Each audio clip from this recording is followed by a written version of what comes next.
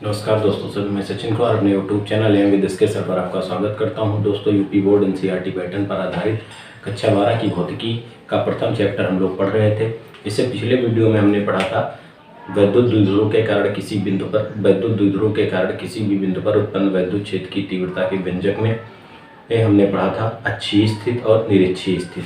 आज हम पढ़ेंगे वैद्युत द्विध्रुव के कारण किसी भी बिंदु पर, चाहे वो अक्ष पर हो या निरक्ष पर हो या कहीं पर भी हो, हम उसके कारण उत्पन्न वैद्युत क्षेत्र की तीव्रता का व्यंजक निकालेंगे। ठीक है, वैद्युत द्विध्रुव के कारण किसी भी बिंदु पर उत्पन्न वैद्युत क्षेत्र की तीव्रता का व्यंजक। वैद्युत द्विध्रुव के कारण किसी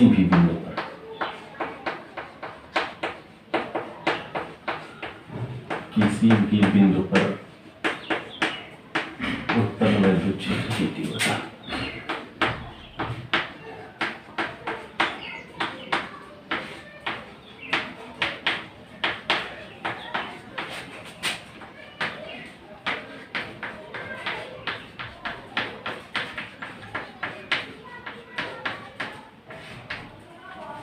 वैद्युत द्विध्रुव के कारण किसी भी बिंदु पर उत्पन्न वैद्युत क्षेत्र की तीव्रता।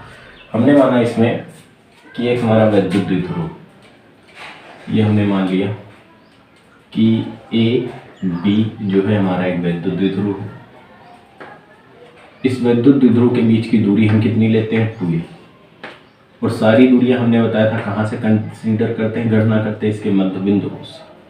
अगले मध्य बिंदु O है तो इसके ओर की ये दूरी L हो जाएगी और इस धर की दूरी कितनी होगी, L, क्योंकि मध्य बिंदु एक ऐसा बिंदु होता है जहां से दोनों सिरों के बीच की दूरी क्या होती है, समान होती है। दोनों सिरों के बीच की दूरी समान होती है, वो बिंदु हमारा कौन सा बिंदु कहलाता है, मध्य बिंदु कहलाता है। तो यहाँ पर जो है वो इसका मध्य बिंदु हो गया। अब इसमें वैद्युत द्विध्रुव में दो आवेश होते हैं जिनके परिमाण जो होते हैं वो समान होते हैं। तो एक हम, लेकिन जो है प्रकृति क्या होती, भिन्न होती है, अर्थात एक धनात्मक होता है और एक ऋणात्मक। तो हमने आपको बताया था कि जो ऋणात्मक आवेश होता है उसको सदैव हम मध्य बिंदु के बाईं ओर मानते हैं और जो धनात्मक होता है उसे हम किधर मानते हैं, दाईं ओर। ये हमने माना बाईं ओर जो है ये हमारा माइनस क्यू आवेश हो गया, बाईं ओर जो आवेश हुआ ये हमारा हो गया माइनस क्यू, और जो दाईं ओर आवेश हुआ ये कितना हो गया, प्लस क्यू हो गया। ये द्विध्रुव का मध्य बिंदु हमने मान लिया यहाँ से आर दूरी पर। ठीक है, यहाँ से आर दूरी पर एक हमारा बिंदु पी है। ये जो दूरी दी गई है ये आर है। आर दूरी पर हमारा एक बिंदु पी है। इस बिंदु पी पर हमें इस द्विध्रुव के प्लस क्यू तथा माइनस क्यू आवेश के कारण वैद्युत क्षेत्र की तीव्रता ज्ञात करनी है। ठीक है, और हमने माना भाई किसी भी बिंदु पर है तो कितने कोण पर, और ये जो है मध्य बिंदु के साथ कितने कोण बनाता है, कितना कोण, थीटा कोण बनाता हुआ आर दूरी पर एक हमारा बिंदु पी है जिस पर हमें वैद्युत द्विध्रुव ज्ञात करना है। ठीक है, अब इसमें लिखना क्या है, जैसे हम लिखेंगे इसमें हमने क्या माना कि हमारा ए बी एक वैद्युत द्विध्रुव है जो हमने माना ऐसे माध्यम में स्थित है जिसका परावैद्युतांक k है। द्विध्रुव के मध्य बिंदु O से थीटा कोण बनाते हुए आर दूरी पर एक बिंदु P है जिस पर हमें द्विध्रुव के प्लस तथा माइनस क्यू आवेश के कारण वैद्युत क्षेत्र की तीव्रता ज्ञात करनी है। देखिए, चूंकि जो वैद्युत द्विध्रुव है वो एक हमारी सदिश राशि है। वैद्युत द्विध्रुव कैसी राशि है, सदिश राशि है। और वैद्युत द्विध्रुव सदिश राशि है जिसकी दिशा जो होती है वैद्युत द्विध्रुव की ऋण आवेश से धन आवेश की ओर होती है, और इसको हम किससे दर्शाते हैं, P से दर्शाते हैं। ठीक, तो वैद्युत द्विध्रुव हमारी एक सदिश राशि है जिसकी दिशा ऋण आवेश से किधर होती है, धन आवेश की ओर होती है। फिगर में हम अब इसको मिटा देंगे। ठीक, तो ये हमने माना, ध्यान देना। तो द्विध्रुव एक सदिश राशि, तो इस वैद्युत द्विध्रुव का द्विध्रुव आघूर्ण कितना होगा, हम मान लेंगे P होगा। और वैद्युत द्विध्रुव आघूर्ण जब P होगा तो इसकी दिशा धन से किधर होगी, माइनस, ऋण से किधर होगी, धन की ओर होगी। ऋण आवेश से धन आवेश की ओर होगी, अर्थात ये। ठीक, तो देखिए यहाँ पर जो थीटा है ये दिया गया है बिंदु को, यहाँ पर वैद्युत द्विध्रुव आ जाएगा।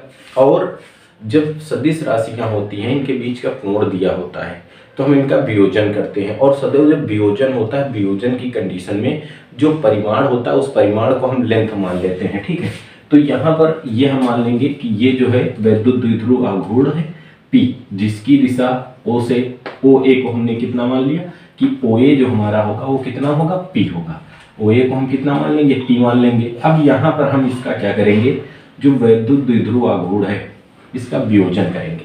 तो वैद्युत द्विध्रुव आघूर्ण का वियोजन करने के लिए जो हमारा बिंदु ए है, या यहाँ से इस पर एक हम लंब डाल दें भाई, ठीक, बिंदु ए से ये लंब डाल दिया, भुजा ओपी पर हमने लंब डाला, ठीक है, एसी लंब क्या डाला, एसी लंब डाला। अब जो ये हमारा द्विध्रुव है, ये लंब डाला तो ये कोण हमारा 90 बनाएगा, ठीक, ये कोण क्या बनाएगा, 90 बनाएगा। भाई ये हमने P क्यों माना, क्योंकि ये हमने माना इसका वैद्युत द्विध्रुव आघूर्ण कितना है, P, और जो वैद्युत द्विध्रुव आघूर्ण है वो सदिश राशि, सदिश राशि जो है वैद्युत द्विध्रुव आघूर्ण, इसकी दिशा ऋण से धन की ओर होती तो इस तरफ हो जाएगी। तो जब हम सदिश वियोजन करते हैं तो वियोजन की स्थिति में जो हमारा परिमाण होता है, परिमाण को हम क्या मानते हैं, लेंथ मानते हैं। इसमें हमने एक रचना की है, रचना क्या की है, रचना किया है यहाँ से, रचना हमने क्या किया है, प्लस क्यों आवेश से भुजा कौन सी हमारी है, ओपी पर लंब एसी डाला, ठीक है, ये इतना किया, भुजा प्लस क्यों आवेश से भुजा ओपी पर लंब एसी डाला। अब देखिए लंब हो गया, तो हम ये हमारा एक समकोण त्रिभुज बना, यहां पर क्या बना, ओ सी ए, एक समकोण त्रिभुज बना, ओ सी एक हमारा समकोण त्रिभुज बना। और इस समकोण त्रिभुज में, समकोण त्रिभुज में हम जानते हैं जो थीटा होता है, थीटा के सामने वाली भुजा होती है लंब, ठीक, 90 डिग्री के सामने वाली जो भुजा होती है वो कर्ण होती है, ये कर्ण हो जाएगी, ये आपकी लंब हो जाएगी। और जिस भुजा पर दोनों कोण बने होते हैं उसको हम क्या कहते हैं, आधार कहते हैं, ये हमारी आधार हो जाएगी। तो यहां से अगर हम लंब और आधार निकालें, ठीक, तो P का वियोजन करने पर सदिश P का वियोजन करेंगे तो देखिए यहाँ से लंब निकाल लें, तो लंब आपको यहाँ से कर्ण पता है, कर्ण पता है आपको, कर्ण कितना है P, तो लंब और कर्ण में किसका संबंध होता है, हमने जो त्रिकोणमितीय अनुपात पढ़े हैं 6 लाल बटे का, तो इसमें हमें 2 का यूज करना है, एक साइन का और एक कॉस का, बस। साइन थीटा बराबर होता है लंब बटे कर्ण, साइन थीटा बराबर लंब बटे कर्ण, लंब आपका कितना है AC और कर्ण आपका कितना है OA। इस समकोण त्रिभुज में लंब आपका कितना है AC, कर्ण आपका कितना है OA। तो जो साइन थीटा बराबर AC बराबर OA, OA का मान P है, तो AC बराबर आ जाएगा हमारा P साइन थीटा। AC बराबर कितना आएगा, P साइन थीटा, ठीक। यहीं से अगर हम cos थीटा निकालेंगे तो cos थीटा बराबर आधार बटे कर्ण, आधार हमारा OC है और कर्ण हमारा पुनः क्या है OA, तो ये cos थीटा बराबर OC अपॉन P, तो यहाँ से OC का मान कितना आएगा P cos थीटा। तो यहाँ पर हमने क्या किया है भाई, ध्यान देना, यहाँ पर लंब डाला, फिर वैद्युत द्विध्रुव आघूर्ण P का हमने सदिश वियोजन किया, आघूर्ण P का सदिश वियोजन किया, सदिश वियोजन करने पर, सदिश वियोजन करने पर, अब जब हमने यहाँ पर सदिश वियोजन किया तो 2 चीजें ध्यान देना, ये आपका लंब आया है, अर्थात द्विध्रुव का लंबवत घटक, लंबवत घटक कितना आया, ये आप कह सकते हो बिंदु OP, ये भुजा OP, तो ये जो OC आई है, भुजा OC, ये P cos थीटा आई है, ये इसको दूरी आप देख चुके हो, मान चुके हो, यहाँ लिख रहे हैं आप, ये P cos थीटा आई है, ठीक है, ये आपकी P sin थीटा आई है, इसके समांतर एक रेखा यहाँ से खींच दो, इसके पैरेलल, ये हमारी P sin थीटा हो गया।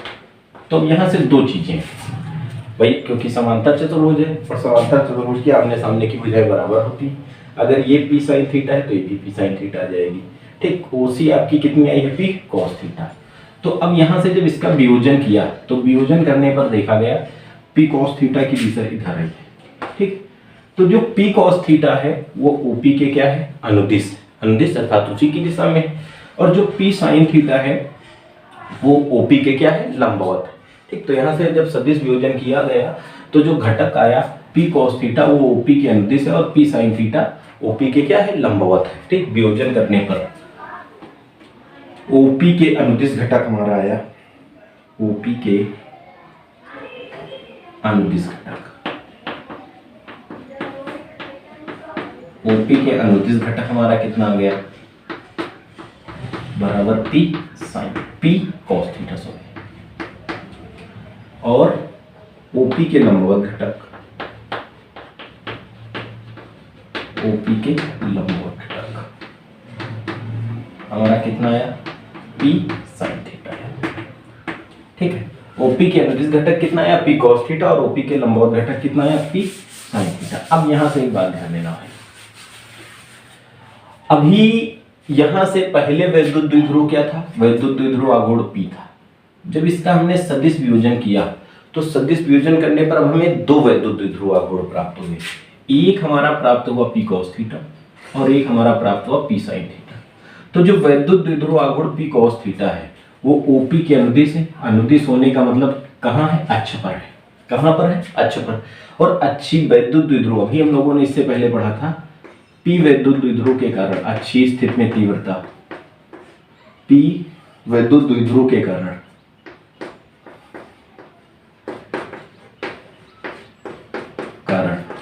अच्छी में तीव्रता हमने कितनी निकाली थी, अच्छी स्थिति में कितनी आई थी तीव्रता, E बराबर 1/4 पाई एप्सिलॉन नॉट के 2p/r³।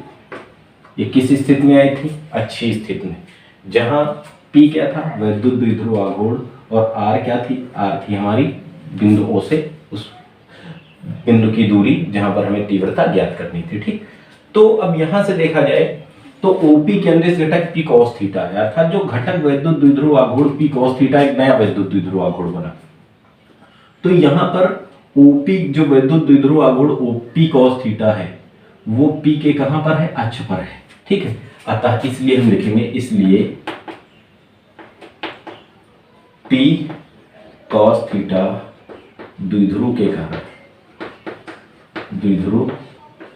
कारण अच्छी स्थिति में, कहां पर, अच्छी स्थिति में, अच्छी स्थिति में तीव्रता में बिंदु P पर उत्पन्न तीव्रता, बिंदु P पर उत्पन्न तीव्रता, बिंदु P पर उत्पन्न जब हम तीव्रता निकालेंगे तो कितनी हो जाएगी, E1 बराबर 1/4 पाई एप्सिलॉन नॉट के, जहां P है P के स्थान पर कितना लेंगे, वो 2 था, इसमें 2 हो जाएगा P के स्थान पर P cos θ/r³। ठीक, और ये जो दिशा रहेगी E1 इस डायरेक्शन में हम देंगे। ठीक, अब दूसरा है घटक, कौन सा है वो आपका घटक, पी साइन थीटा। अब देखिए पी साइन थीटा इसके लंबवत है, अर्थात लंबवत होने का मतलब है, और ये जो है इसकी किस 90 डिग्री कोण बना रहा है, अर्थात कहां पर है, निरीक्षीय स्थिति में। ठीक, तो निरीक्षीय स्थिति में हम लोगों ने तीव्रता का व्यंजक क्या पढ़ा था, E बराबर वैद्युत द्विध्रुव के कारण 1/4 पाई एप्सिलॉन नॉट के P/r³। ये निरीक्षीय स्थिति में पढ़ा था, ये कहाँ पढ़ा था, अच्छी स्थिति में पढ़ा था। ठीक, तो निरीक्षीय स्थिति में एक पढ़े थे अच्छी स्थिति में, इसलिए P साइन थीटा द्विध्रुव आघूर्ण के कारण, तो के कारण निरीक्षीय स्थिति में बिंदु T पर तीव्रता, निरीक्षीय स्थिति में बिंदु T पर तीव्रता, बिंदु P पर तीव्रता, इसको हम क्या कहेंगे, E2। तो E2 बराबर 1/4 पाई एप्सिलॉन नॉट के, ठीक, P क्या होगा यहाँ पर, P sine theta upon r³। ठीक, इसकी जो दिशा आएगी ये आएगी, लंबवत है, ये हो जाएगी। देखो बिंदु P पर E1 और E2 के बीच कितने डिग्री कोण है? 90 डिग्री का। ये अच्छी में आ गई, ये निरीक्षी में आ गई। अब बिंदु P पर E1 और E2 एक दूसरे से कैसे है? लंबवत दिशा में है। यहां से रहेंगे बिंदु P पर जब तीव्रता निकालेंगे तो बिंदु P पर E1 तथा E2 भाई एक अक्ष पर एक निरक्ष पर, अर्थात निरक्ष का लंब 90 डिग्री तो लंबवत है। E1 तथा E2 परस्पर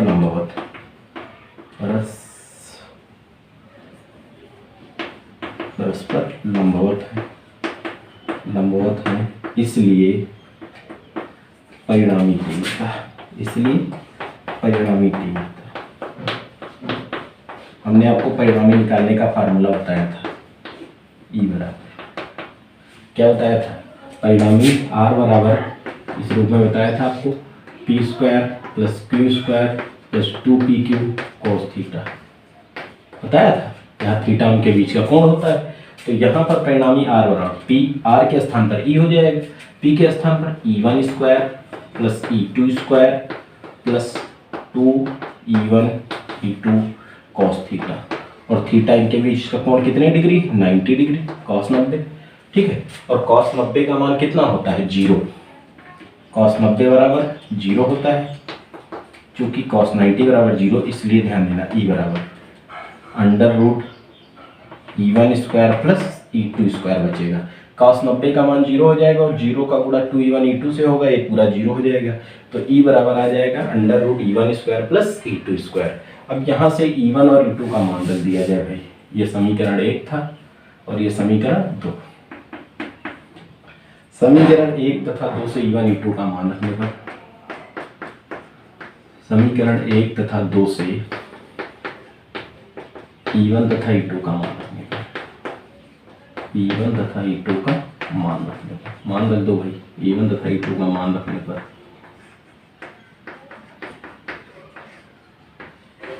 ठीक, E1 और E2 का मान रखेंगे, कितना हो जाएगा? E बराबर अंडर रूट E1 के स्थान पर थोड़ा सा ध्यान देना है यहाँ पर, बस E1 के स्थान पर 1/4 पाई एप्सिलॉन नॉट के 2p cos theta upon r cube का होल स्क्वायर प्लस E2 के स्थान पर आएगा 1/4 पाई एप्सिलॉन नॉट के p sin theta upon r cube, इस पूरे का होल स्क्वायर। ठीक है, इतना आएगा। अब यहां से अगर हम बात करते हैं इन दोनों में, तो E बराबर अंडर रूट, इन दोनों में कुछ कॉमन है। क्या कॉमन है? 1/4 पाई एप्सिलॉन नॉट के p अपॉन r क्यूब ले लिया कॉमन इन दोनों में। यहाँ पर भी 1/4 पाई एप्सिलॉन नॉट के p upon r cube common है, और यहाँ पर भी 1/4 पाई एप्सिलॉन नॉट के p upon r cube common है। देखो यहाँ से ब्रैकेट में क्या बचेगा? यहाँ से बचेगा 2 cos थीटा, और इसका स्क्वायर भी लगा है, तो 2 का स्क्वायर हो जाएगा 4, और cos का square cos square theta, plus यहाँ से कितना बचेगा? sin थीटा, और sin का स्क्वायर है, ये क्या बन जाएगा? sin square theta. ठीक, अब यहाँ पर 1/4 पाई एप्सिलॉन नॉट के p अपॉन r क्यूब का होल स्क्वायर था, ये अंडर रूट से बाहर आ जाएगा। E बराबर हो जाएगा 1/4 पाई एप्सिलॉन नॉट के p upon r cube under root, ये अंडर रूट में कितना बचेगा? 4 cos square theta plus sin square theta. ठीक है, एक हम लोगों ने सर्वसमीका पढ़ी थी हाई स्कूल में, मैथ में क्या पढ़ी थी? क्योंकि sin square theta plus cos square theta बराबर 1 होता है। ठीक है, sin square theta plus cos square theta बराबर कितना होता है? 1 होता है। तो यहाँ से देखो, अगर हम sin स्क्वायर थीटा का मान निकालें तो sin स्क्वायर थीटा के स्थान पर हम कितना लिख सकते हैं? 1 माइनस cos स्क्वायर थीटा लिख सकते हैं। cos स्क्वायर थीटा को इधर ले जाए तो sin स्क्वायर थीटा के स्थान पर हम कितना लिख सकते हैं? 1 minus cos square theta. E बराबर, यह सब इसको तोड़ दो, इसको ऐसे लिख लो, E बराबर 1/4 पाई एप्सिलॉन नॉट के P/r³ under root 4 cos square theta को हम लिख दें 3 cos square theta plus cos square theta. 3 cos square theta में cos स्क्वायर थीटा जुड़ेगा, 4 cos स्क्वायर थीटा हो जाएगा प्लस साइन स्क्वायर थीटा। देखो सर्वसमीका है, sine square theta plus cos square theta की वैल्यू कितनी होती है, एक हम लोगों ने पढ़ा है, क्योंकि sine square theta plus cos square theta बराबर कितना होता है 1। इसलिए देखो हम cos square theta plus sine square theta के स्थान पर कितना लिख सकते हैं 1। ई बराबर हो जाएगा 1/4 पाई एप्सिलॉन नॉट के P/r³ और under root 3 cos square theta plus 1। ये हो जाएगा वैद्युत द्विध्रुव के कारण किसी भी बिंदु पर उत्पन्न वैद्युत क्षेत्र की तीव्रता का व्यंजक, जहां थीटा हो जाएगा कोण। अब जैसे यहाँ से दे दिया गया कि बिंदु कितने डिग्री कोण पर था 45, थीटा के स्थान पर आप 45 रख दीजिए। 60 डिग्री कोण पर द्विध्रुव कहा आया क्वेश्चन कि वैद्युत द्विध्रुव के साथ 60 डिग्री कोण के मध्य बिंदु ओ से 60 डिग्री कोण पर एक बिंदु है, उस पर वैद्युत क्षेत्र की तीव्रता निकालिए। थीटा के स्थान पर आप 60 रख देंगे, ठीक है। यहीं से अगर ये व्यंजक है तो यहाँ से आप अच्छी और निरीक्षी भी निकाल सकते हो। अगर यहीं से अच्छी निकालना हुआ, स्थितियां आ गई अब इसी में, ठीक है। ये बात आप की समझ में आ गई होगी, अगर आप पूरा ध्यान दिए होंगे तो ये टॉपिक आपकी समझ में आ गया होगा, ठीक है। इसी में अभी स्थितियों की अगर हम बात करते हैं तो स्थितियों की क्या बात करें हम, इसमें 2 स्थितियां हो सकती हैं। स्थिति यहाँ आ गई, अगर यहीं से कहा जाए अच्छी स्थिति में निकालिए, अच्छी स्थिति का व्यंजक प्राप्त कीजिए, तो अच्छी स्थिति का मतलब क्या होता है कि जो बिंदु हो अक्ष पर हो।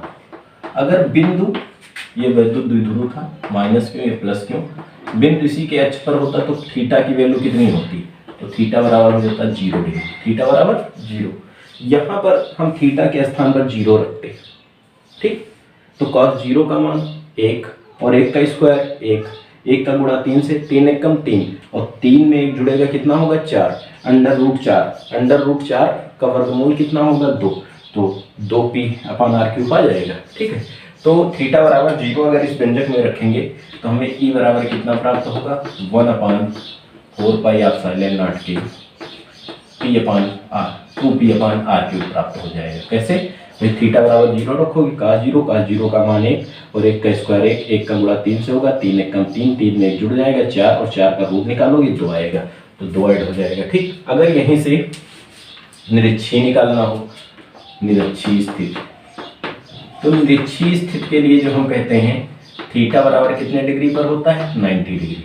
निरीक्षी स्थिति में थीटा के स्थान पर हम 90 रखेंगे। cos 90 का मान 0 और 0 का गुणा 3 से होगा 0 और 0 में 1 जुड़ेगा 1, तो ये आ जाएगा कितना, ई बराबर 1/4 पाई एप्सिलॉन नॉट के P/r³। तो ये वैद्युत द्विध्रुव के कारण हमने निकाला था किसी बिंदु पर उत्पन्न तीव्रता का व्यंजक, और किसी बिंदु पर उत्पन्न तीव्रता के व्यंजक की सहायता से हमने पढ़ा अच्छी स्थिति और निरीक्षी स्थिति का भी व्यंजक हम इसकी सहायता से प्राप्त कर सकते हैं, ठीक है। अब हम एक अगला टॉपिक इसमें, इस चैप्टर का जो अंतिम टॉपिक है डेरिवेशन है, और बहुत ही महत्वपूर्ण डेरिवेशन निगमन है, उसको हम पढ़ते हैं आज इसी वीडियो में, उसको भी हम कंप्लीट कर लेंगे।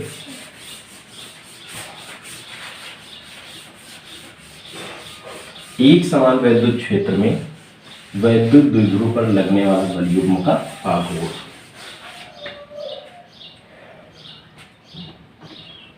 एक समान वैद्युत क्षेत्र में स्थित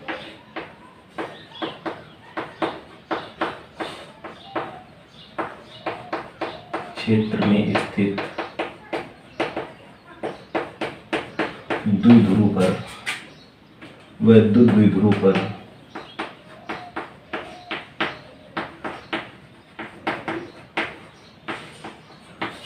लगने वाला बल युग्म का आघूर्ण, लगने वाला बल युग्म का आघूर्ण।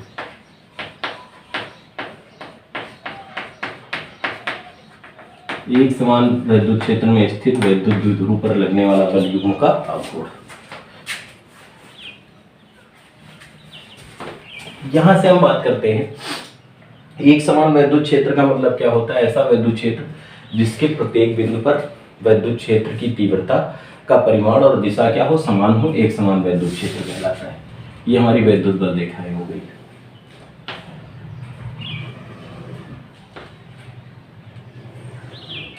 जो वैद्युत क्षेत्र की दिशा को, तीव्रता को प्रदर्शित करते हैं, ई। ठीक, हमने माना एक हमारा वैद्युत द्विध्रुव है। एक हमारा वैद्युत द्विध्रुव कौन सा है? ए बी, ए और बी हो गया। ठीक, तो ये वैद्युत द्विध्रुव है, तो वैद्युत ध्रुव इनके बीच की दूरी कितनी हो जाएगी? 2l। यहाँ पर ए पर जैसे हमने मान लिया कितना आवेश है? प्लस क्यू आवेश, ये बिंदु है, और यहाँ पर कितना मान लिया? माइनस क्यू आवेश है। और ये हमारा जो वैद्युत द्विध्रुव है एक समान वैद्युत क्षेत्र में क्षेत्र की दिशा से थीटा कोण पर स्थित है। ठीक है, एक समान वैद्युत क्षेत्र में कितने कोण पर स्थित है? थीटा कोण पर स्थित है।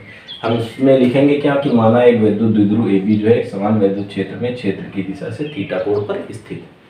तो यहाँ पर ध्यान देना, ये जो द्विध्रुव है, द्विध्रुव में दो आवेश हैं, एक आपका प्लस क्यू आवेश है और एक आपका माइनस क्यू आवेश है। देखिए, जो धन आवेश होता है, धन आवेश पर जो वैद्युत बल लगता है वो सदैव वैद्युत क्षेत्र की दिशा में लगता है, और जो ऋण आवेश होता है, ऋण आवेश पर जो वैद्युत बल लगता है वो क्षेत्र के विपरीत दिशा में लगता है। ठीक, तो ये दोनों जो आवेश हैं वो वैद्युत क्षेत्र कहाँ स्थित है? वैद्युत क्षेत्र ई में स्थित है। तो वैद्युत क्षेत्र ई में स्थित है, इसलिए इस पर लगने वाला वैद्युत बल, देखिए वैद्युत बल हम दो नियम से निकालते हैं, कूलॉम नियम से निकालते हैं। ठीक है, लेकिन एक हम तब नियम लगाते हैं जब हमें एक एक आवेश पर निकालना होता और तीव्रता दी होती। तो हम लोगों ने तीव्रता की परिभाषा में पढ़ा था कि E बराबर होता है F/Q0, जहाँ F होता है लगने वाला वैद्युत बल, Q होता है आवेश की मात्रा और E होती वैद्युत क्षेत्र की तीव्रता। अगर वैद्युत क्षेत्र की तीव्रता और आवेश दिया हो तो लगने वाला वैद्युत बल F बराबर होता है Q0E, जहाँ Q होता है आवेश का परिमाण और E होती है वैद्युत क्षेत्र की तीव्रता। तो यहाँ पर जो आवेश आपका है प्लस क्यू, तो प्लस क्यू आवेश पर जो लगने वाला वैद्युत बल होगा F बराबर Q0E, तो प्लस क्यू है तो Q0 के स्थान पर कितना हो जाएगा? क्यू। तो प्लस क्यू आवेश पर जो वैद्युत बल लगेगा वो F बराबर QE, और धन आवेश है, धन आवेश पर वैद्युत बल किधर लगेगा? क्षेत्र की दिशा में, इस दिशा में लगेगा। ठीक, तथा जो ऋण आवेश, और हमने आपको बताया था कि जो सदिश राशियां होती है उसमें हम केवल परिमाण लेते हैं, चिन्ह नहीं, चिन्ह दिशा दर्शाता है। जो माइनस क्यू आवेश है, भाई माइनस क्यू परिमाण तो दोनों का समान है ना, और वैद्युत क्षेत्र की तीव्रता भी समान है, तो जो ऋण आवेश है उस पर भी F बराबर QE बल लगेगा। जितना धन आवेश पर बल लगेगा उतना ही कहाँ पर लगेगा? ऋण आवेश पर बल लगेगा। ऋण आवेश पर भी लगने वाला जो बल होगा वो F बराबर QE होगा, लेकिन ये किधर लगेगा? ऋण आवेश पर हमने कहा क्षेत्र के किस दिशा में लगता है? विपरीत दिशा में, तो ऋण आवेश पर ये बल लगेगा। ठीक है, तो यहाँ पर ध्यान देना भाई, इस स्थिति में वैद्युत द्विध्रुव पर दो बल लगते हैं।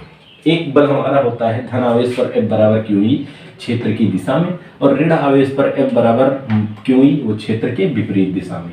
दोनों के आवेश का परिमाण समान है, तीव्रता समान है, इसलिए धन तथा ऋण आवेश पर जो बल वैद्युत बल लग रहा है, इस वैद्युत बल का परिमाण तो समान है, परिमाण क्या है? समान, लेकिन दिशाएं क्या है? भिन्न भिन्न है। एक पर वैद्युत क्षेत्र की दिशा में और एक पर वैद्युत क्षेत्र के विपरीत दिशा में लगता है। तो इस स्थिति में आवेश का परिमाण समान है और दिशाएं क्या है? विपरीत हैं, जिसके कारण ये दोनों बल एक बलयुग्म बनाएंगे। ये दोनों बल क्या करेंगे? एक बलयुग्म बनाएंगे, और जो बलयुग्म बनाएंगे इस बलयुग्म को हम कहेंगे प्रत्यानयन बल युग्म। कौन सा बलयुग्म कहेंगे? प्रत्यानयन बल युग्म, रीस्टोरिंग फोर्स, प्रत्यानयन बल युग्म। ठीक है, ये क्यों आप कहेंगे? हमने माना था कि एक हमारा वैद्युत द्विध्रुव एक समान वैद्युत क्षेत्र ई में क्षेत्र की दिशा से थीटा कोण पर स्थित था। इस स्थिति में द्विध्रुव का जो प्लस क्यू आवेश था, इस प्लस क्यू आवेश पर एक बल F बराबर QE किधर लगता था? क्षेत्र की दिशा में, तथा ऋण आवेश पर एक बल F बराबर QE वो क्षेत्र की विपरीत दिशा में लगता था। आवेश का परिमाण तथा तीव्रता समान होने के कारण इन बलों के जो परिमाण हैं वो समान है, लेकिन दिशाएं क्या हैं? एक दूसरे के विपरीत हैं। दिशाएं एक दूसरे के विपरीत हैं, जिसके कारण ये दोनों बल एक बलयुग्म बनाएंगे, और इस बलयुग्म को हम क्या कहेंगे? प्रत्यानयन बलयुग्म। ठीक है, इस बलयुग्म को क्या कहेंगे? प्रत्यानयन बलयुग्म। ये जो बलयुग्म होगा वो इस वैद्युत द्विध्रुव को क्षेत्र की दिशा में संरेखित करने का प्रयास करता है। ठीक, अर्थात द्विध्रुव को क्षेत्र की दिशा में लाने का प्रयास करता है। अतः हम यहाँ से कह दें द्विध्रुव पर लगने वाला प्रत्यानयन बल युग्म का आघूर्ण। अब हम निकाल ले भाई, इसलिए द्विध्रुव पर लगने वाला, इसलिए द्विध्रुव पर लगने वाला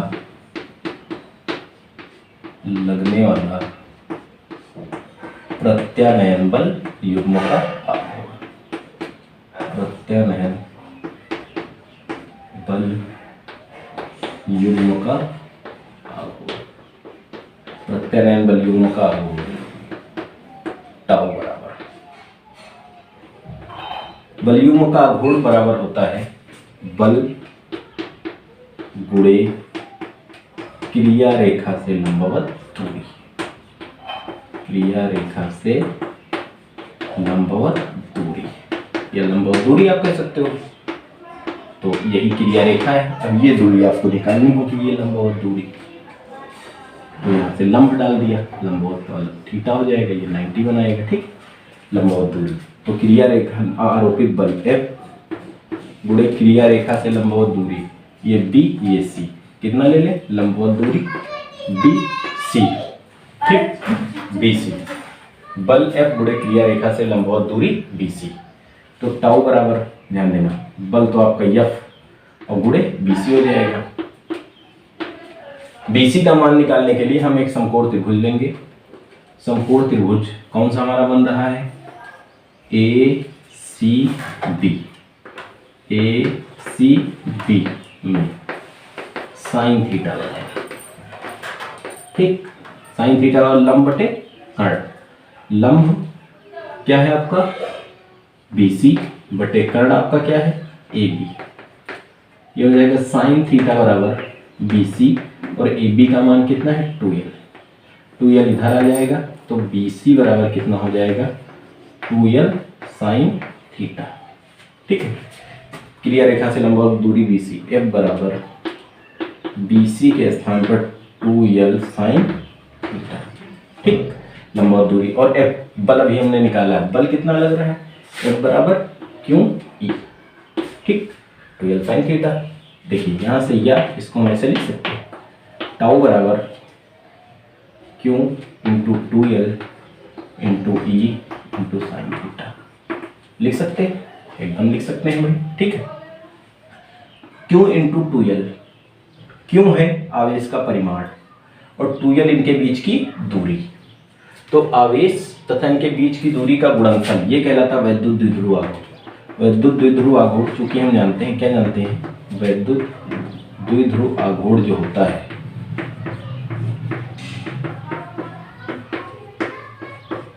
P बराबर होता है Q इंटू 2L, ठीक। तो ये हो जाएगा टाउ बराबर P इंटू E, किसके स्थान पर 2L लिखती है इंटू साइन थीटा। तो लगने वाला बल युग्म का आघूर्ण टाउ बराबर PE साइन थीटा हो जाएगा, ठीक।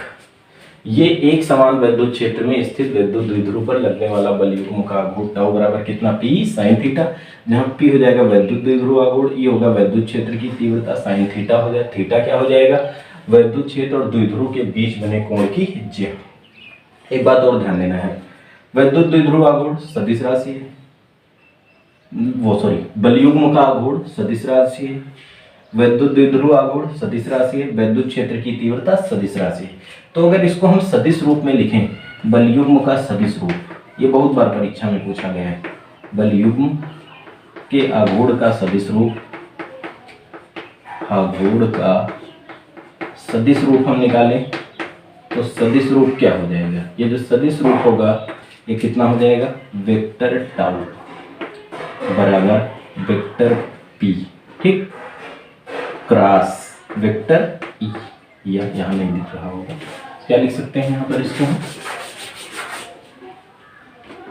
टाउ बराबर vector P cross vector E, ये द्विध्रुव का सदिश रूप हो जाएगा, ठीक, vector P cross vector E।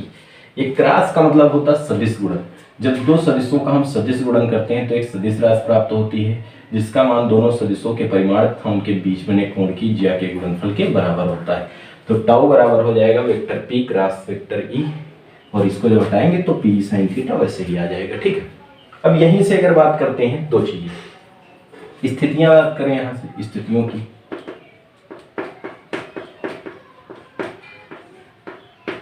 ठीक, पहली स्थिति, यदि द्विध्रुव क्षेत्र की दिशा में हो, द्विध्रुव कहाँ है, क्षेत्र की दिशा में,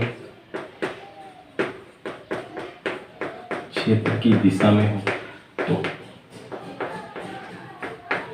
अगर द्विध्रुव क्षेत्र की दिशा में हो तो क्या होगा, टाउ बराबर वो थीटा बराबर 0, थीटा बराबर 0 हो जाएगा। ठीक, तो लगने वाला बल युग्म जो होगा वो कितना हो जाएगा, यहाँ से टाउ बराबर P into E into sine 0, sine 0 का मान 0, तो टाउ बराबर पी ई इंटू 0 अर्थात 0। ठीक, दूसरी बात, यदि लंबवत हो, यदि लंबवत हो,